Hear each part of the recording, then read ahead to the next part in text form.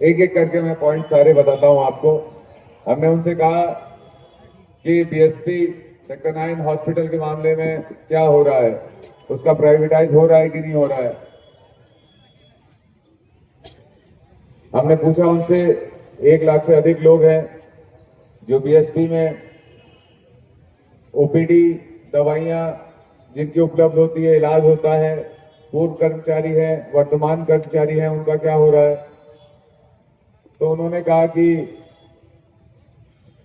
उन्होंने अपनी बात कही, ओवरऑल बात उनकी मैं बाद में बता दूंगा, पहले मैं अपनी बात बता देता हूं मैंने क्या क्या कहा।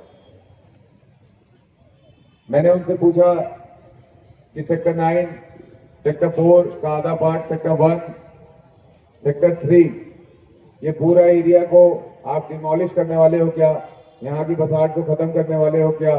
ये एक हम लोगों के बीच में चर्चा आई। तीसरा पॉइंट मैंने रेज किया उनके सामने, मैत्रीबाग और जो स्कूल्स हमारे प्राइवेटाइज हो रहे हैं उसको लेकर रेज किया। चौथा पॉइंट मैंने रेज किया, जो हमारे टाउनशिप में व्यापारी साथी हैं उनके बढ़े हुए दरों पे क्या हो रहा है। पांचवा पॉइंट मैंने रेज किया, रिटेंशन स्कीम में आप क्या करने वाले हो।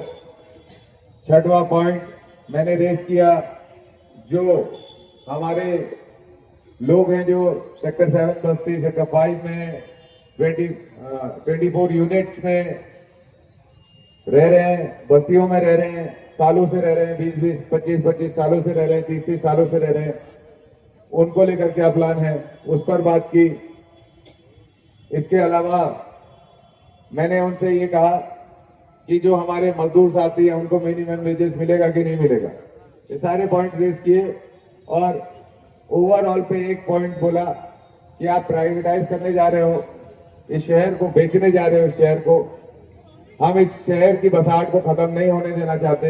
हम चाहते हैं भिलाई बचा रहे, भिलाई की ये आवाम, भिलाई के ये लोग इसी तरह इस शहर में रह सके, हम ये चाहते हैं।